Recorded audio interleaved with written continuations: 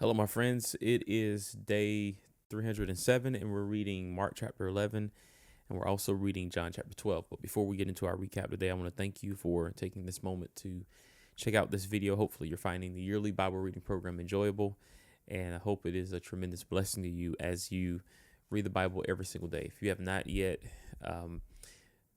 joined the group or the community, you can check out the description box below, and there you'll find a link that will take you directly to the YouVersion Bible app. But we are coming to the end of 2025 and we're preparing for 2026. So you may want to check out www.selflesschurch.org. And on the home screen there, you will find a link that will allow you to register and be a part of this incredible community. We're going to be doing amazing things as we prepare for the upcoming year. So please join us in that. And I believe it will be a blessing to you. So today we're reading the other Gospels, Mark and John.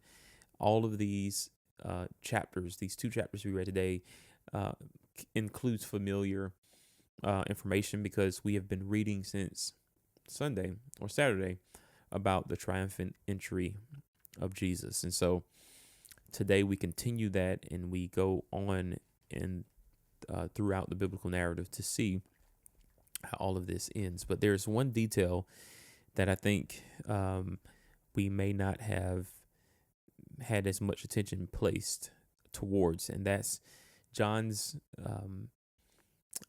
record of Jesus being anointed for his crucifixion and really for his death as well. Whenever Jesus arrives in Jerusalem, he gets there 6 days before the Passover, and as he's visiting his friends Lazarus, Martha and Mary. Mary takes a 12-ounce jar of perfumes and she wipes or pours on the feet of Jesus and wipes it off and cleans his feet with her hair. And Judas, of course, is there, monitoring the value of the oil, if you will, perfume that has been used. But Jesus comes to her defense and he says that she did what was appropriate for his burial and that we shouldn't be, or he shouldn't be, so concerned with the poor because they'll always be with them. So it's like there's this sort of priority, there's this sense of understanding what her focus was on, like what was actually happening. She's in the moment. She sees what's happening. She understands what's happening. And Jesus actually applauds her in some sense, or at least praises her for this. And so when we see all these things happening, it just lets us know just how much the writers saw Jesus's actions as being aligned to or with the sacrificial process of animals. And when they saw, or at least imagined, what his death and burial had accomplished, they thought of it as doing the very same thing as the animals would do, but with greater significance.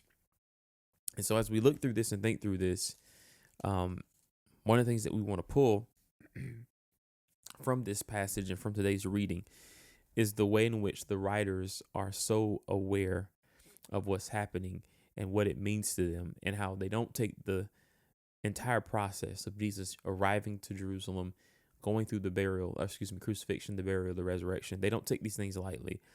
They understand that this is a life-changing, world-changing, cosmic-altering accomplishment, and they try as much as they can to draw parallels between what's happening to them in their world and what has been written prior to them being here. So I thought that was pretty interesting. I thought that was something to acknowledge.